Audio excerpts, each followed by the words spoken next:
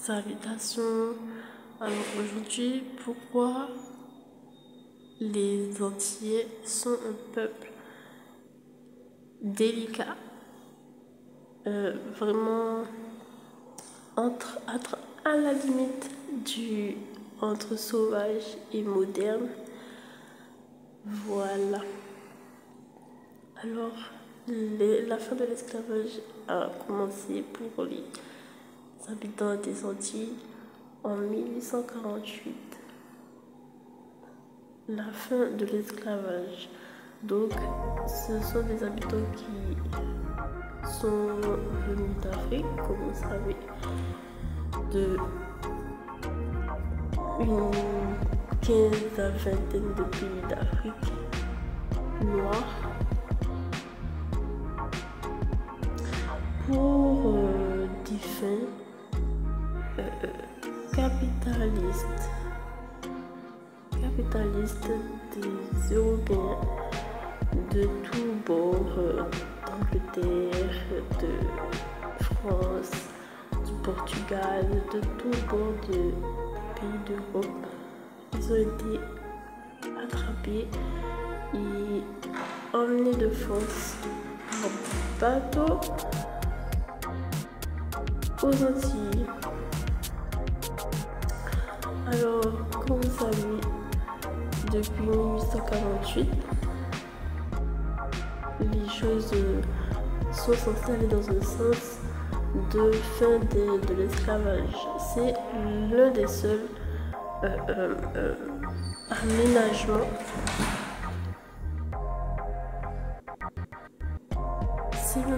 aménagements qui oriente cette zone la fin de l'esclavage. Si vous avez un accent boutonnier, c'est bien que il est censé être orienté fin de l'esclavage, tout simplement. Et donc du coup, ce sont des pays qui ont colonisé, c'est le mot, ces terres qui se trouvent entre l'Amérique et l'Europe. Ils ont colonisé ces terres, donc maintenant ce sont les propriétaires, les pays d'Europe sont les propriétaires de ces terrains où ils ont amené des peuples différents.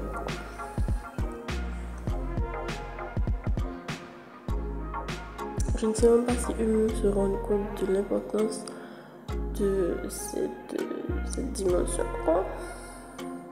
Est-ce que c'est pris très au sérieux? Je ne sais pas. Parce que si il s'agissait de fins matérialistes, on a du mal à se dire que le penseur régit ces lieux. Donc, la fin de l'esclavage permet à ses habitants de bénéficier d'une vie qui devrait commencer à se rapprocher d'une vie tout comme par exemple en France en 1749, d'une vie plus à l'échelle internationale, selon la loi, à l'échelle internationale. Parce que l'Afrique n'a pas forcément donné son accord pour donner ses habitants tout le temps. Et c'est seulement la loi de France, a priori, qui régit le sort de ses habitants. Je ne connais pas, à l'heure d'aujourd'hui, de pacte international qui parle de ces habitants qui ont été amenés de force, parfois, sur ces terres. Je ne sais pas que l'Afrique a négocié un pacte de traitement de ces humains, un pacte de prise en charge de ces humains, ou alors avec d'autres pays mélangés. Je ne sais pas que cela se passe. s'est passé, je n'en ai aucune idée. Par exemple, en Guadeloupe, en Martinique ou en Guyane, il y a l'absence totale du pays mère, des pays mères qui ont conduit à avoir ces habitants-là. Il y a l'absence totale de représentation de la mémoire même de ces pays qui, pourtant seulement 270 ans auparavant, enfin, pour la fin de l'esclavage, mais pendant 400 ans, ils étaient menottés en bas d'un peuple qu'ils ne connaissaient pas. Alors, ça fait des Antillais un peuple très fragile. Vous avez déjà entendu peut-être parler des reportages chocs préférés des journalistes qui parlent d'un peu de violence qui se passe parfois dans ces endroits et de manière forte, puisqu'ils ont même réussi à faire un classement pour dire que ces départements approchaient ou étaient en fait, comme la Guadeloupe, les plus violents. Les plus violents. Donc ces habitants qui sortent d'Afrique il y a 600 ans,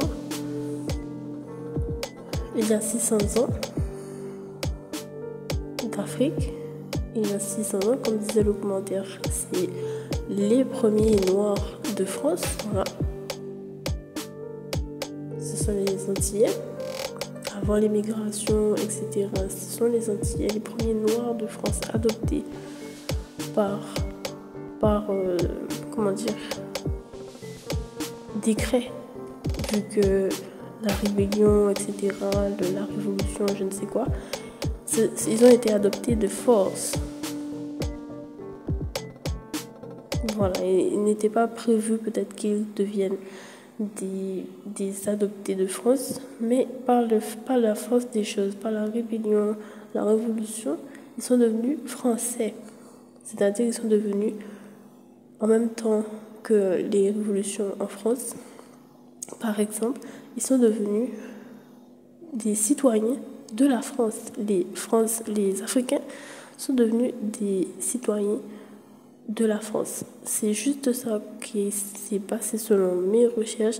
Il n'y a pas eu d'accord avec les pays mères. Il n'y a pas eu d'approfondissement des sujets parce que bon, il s'agit quand même de personnes qui sortent de familles, parfois de familles importantes, etc. peut-être, plus ou moins proches, plus ou moins ça aurait été peut-être important de savoir que le roi d'Afrique, le roi de tel pays d'Afrique, le roi de tel pays d'Afrique se trouve actuellement sur ces îles et que en fait tu n'as juste pas parlé avec lui.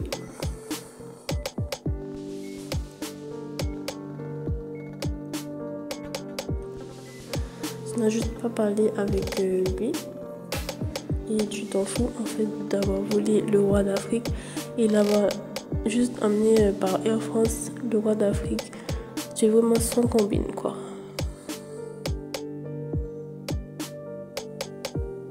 L'Europe, les rois des sans combines.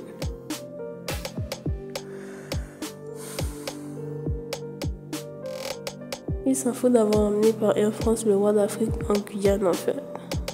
il a déposé, quoi. Il a laissé... non, vraiment.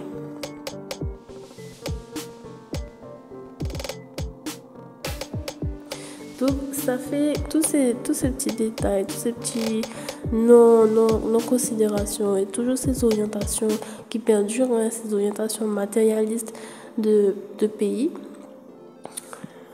des pays en général, parce que il n'y a pas 10 pays qui ont fait une association comme ça pour venir en aide à ces pays, par exemple.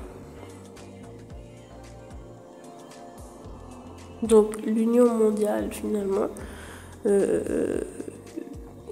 l'orientation du monde actuellement fait que cela embrouille complètement la vie humaine de ses habitants. Voilà, c'est un vrai brouillard. C'est un vrai brouillard.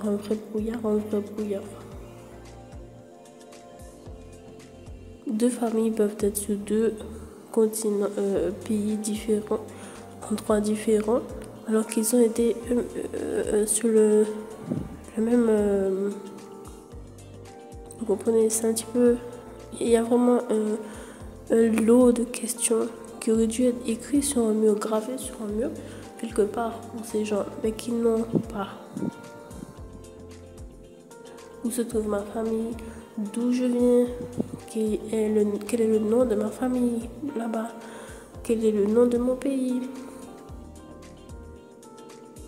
qui sont mes cousins, y avait-il des cousins de ma famille, y avait-il des collègues de business de ma famille. Comme très certainement. Quel était ce business? Est-ce que je peux apprendre de ce business? Est-ce que je peux développer mon business? Ou il y a moyen? Ou il n'y a pas moyen?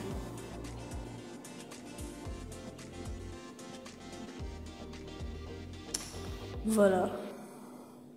Toutes ces petites questions font que c'est un petit peu embrouillé, un petit peu emmêlé, du brouillard, des enfants un peu terribles, quoi, vous voyez, un peu malheureux, coléreux. Vous-même, vous savez que il est coutume de voir des jeunes à l'ox, moto, motard, mais passer des stades de rébellion qui sont devenus standards en fait dans ces endroits, avec des grosses chaînes, de la musique forte, voilà, ce sont des choses qui sont coutumes quoi. Lorsque une personne, par exemple, bien rangée, elle sait que c'est la norme presque des moyens jeunes ici, même adultes, moyens jeunes adultes, c'est la norme. Il va parler fort, il va parler gras pour peut-être avoir une attitude de défense, quelque chose comme ça. De défense, de mise en défense, voilà. Je me défends. Je suis intelligent, je suis malin. Personne ne va pas me dire que je ne suis pas intelligent, je ne suis pas malin.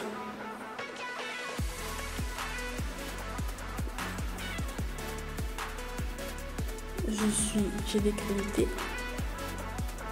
Même si je ne suis pas encadrée pour, j'ai des qualités. Je l'assume.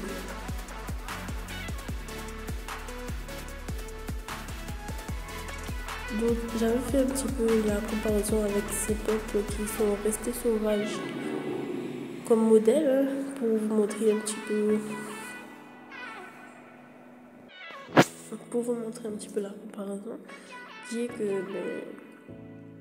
si les blancs d'Europe s'en vont, il reste des personnes comme cela, n'est-ce pas? C'est juste qu'aujourd'hui, le mec d'Orange a réussi à passer, il a mis son boîtier de la fibre sur la case. Il a réussi à passer, il a mis le boîtier de la fibre. Mais sans quoi? Est-ce qu'on n'est pas un peu dans ce genre de choses? Ils ont trouvé un petit cache-cache quoi pour acheter quelques vestes. Mais est-ce qu'on n'est pas un petit peu dans ce genre de représentation?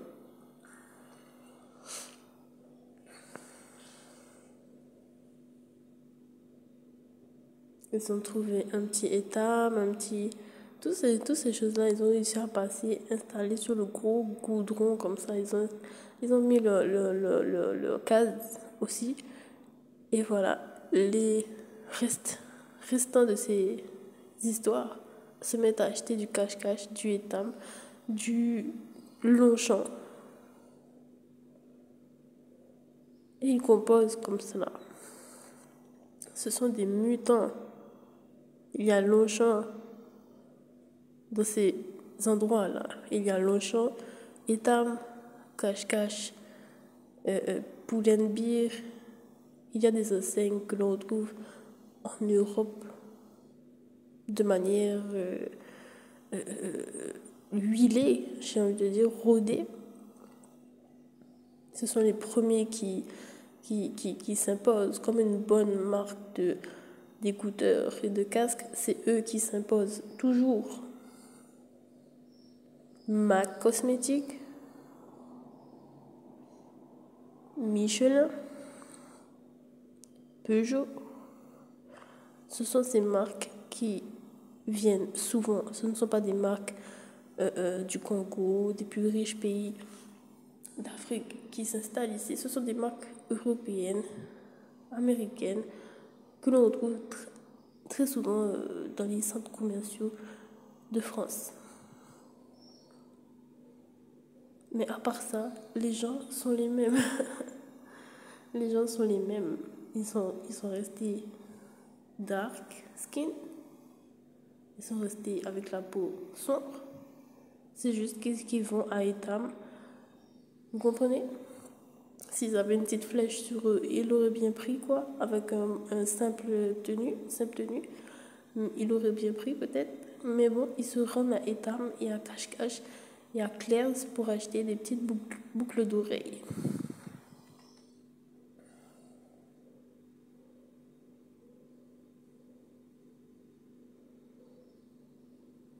N'est-ce pas? S'ils avaient des flèches et des tenues de simple appareil, ils l'auraient pris.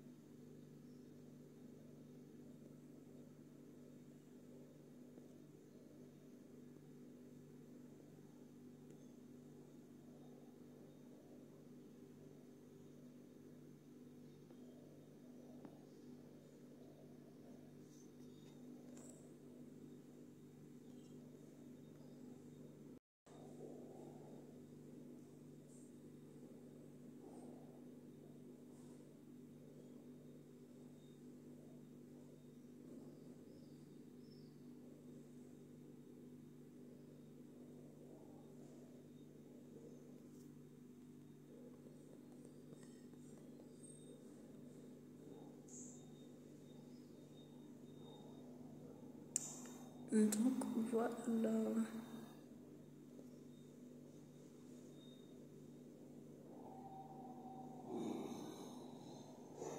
Le fait qu'il n'y ait pas de penseur, il n'y ait pas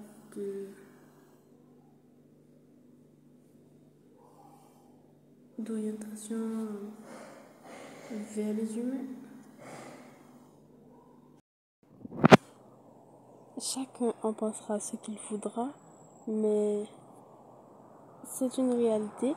Les gens ici se sont énormément armés et cela perdure dans les générations. Et pas seulement les personnes âgées.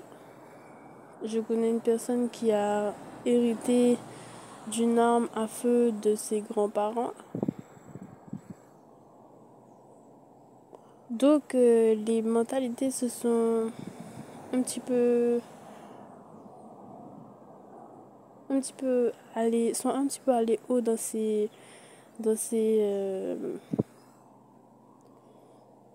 conceptions, et les armes à feu sont très très répandues. Donc j'imagine que les permis de port d'armes sont peut-être éventuellement très consommés. Espérons, hein? Espérons pour le bon déroulement de tout cela, n'est-ce pas? Que les permis de port d'armes sont un petit peu consommés. Sont quand même consommés dans cette affaire.